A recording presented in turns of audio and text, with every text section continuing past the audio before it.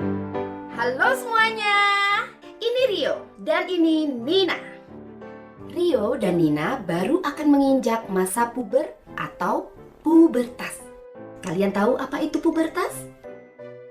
Yuk, perhatikan.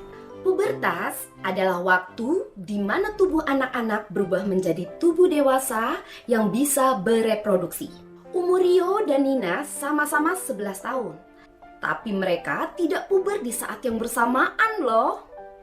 Itu karena anak perempuan umumnya puber lebih cepat daripada anak laki-laki, yaitu antara usia 8 sampai 13 tahun. Sementara laki-laki umumnya puber di usia 10 sampai 13 tahun. Nah, saat tubuh kita siap untuk puber, kelenjar kecil di bawah otak yang bernama kelenjar pituitari akan mengeluarkan dua hormon. Yang satu, hormon pertumbuhan. Hormon ini bikin kita lebih tinggi dan besar. Pastinya, tiap orang akan tumbuh dengan berbeda-beda karena perbedaan gizi dan faktor keturunan. Yang kedua, hormon gonadotrofik yang akan menyuruh organ reproduksi menghasilkan hormon testosteron dan estrogen. Tubuh anak laki-laki akan menghasilkan hormon testosteron yang akan membuat alat reproduksinya menjadi lebih besar serta mulai memproduksi sperma. Selain itu, biasanya akan muncul bulu di daerah sekitar penis, ketiak, kaki, dan wajah. Suara Rio menjadi lebih dalam dan mungkin muncul jakun di lehernya. Rio juga mulai lebih banyak berkeringat dan bau keringatnya menjadi lebih khas. Kayaknya harus mulai pakai deodoran nih. Selain itu, kulit Rio jadi lebih berminyak dan menyebabkan munculnya jerawat. Mungkin Rio juga akan mengalami hal yang terlihat seperti pertumbuhan payudara. Iya, payudara. Tapi biasanya ini akan menghilang dengan sendirinya dalam waktu 1 atau 2 tahun. Selain perubahan fisik, Rio juga akan mengalami hal yang disebut mimpi basah. Mungkin kamu pernah bangun dan tiba-tiba celana sudah basah seperti bekas ngompol. Padahal bukan. Ini terjadi karena mimpi basah. Mimpi basah adalah proses ejakulasi alami yang terjadi karena penuhnya kantung testis oleh sperma. Sehingga tubuh mengeluarkan cairan sperma dan sperma yang ada di dalamnya pada saat kita tidur. Gak perlu malu dan merasa bersalah. Ini bagian yang biasa dari pubertas dan tidak bisa dikendalikan. Pada umumnya setiap laki-laki akan mengalaminya. Cairan sperma dan sperma yang tidak dikeluarkan dari tubuh akan diserap kembali dan dikeluarkan lewat keringat. Nah, bagaimana dengan Nina? Karena Nina anak perempuan, tubuhnya akan menghasilkan hormon estrogen yang membuat organ reproduksinya menjadi lebih besar dan sel telur di dalam organ Nina mulai menjadi matang.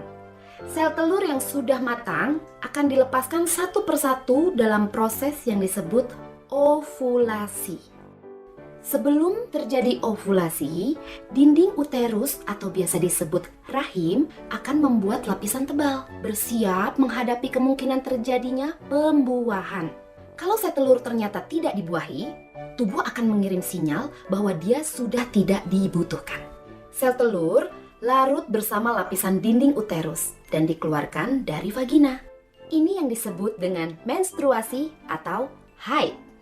Mungkin kamu akan mengalami tanda-tanda datangnya menstruasi, seperti payudara membengkak dan terasa nyeri, kembung, kram di punggung, kaki atau perut, dan berjerawat. Tanda lain adalah munculnya perasaan tegang, cemas, atau bahkan murung.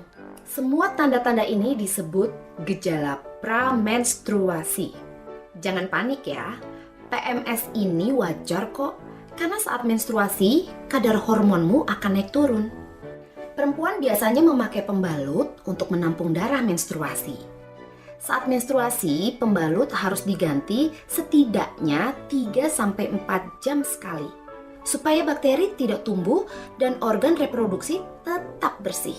Jangan lupa untuk selalu mencuci pembalut dengan air dan atau melipat dan membungkusnya dengan koran, tisu atau plastik sebelum dibuang untuk menjaga kebersihan.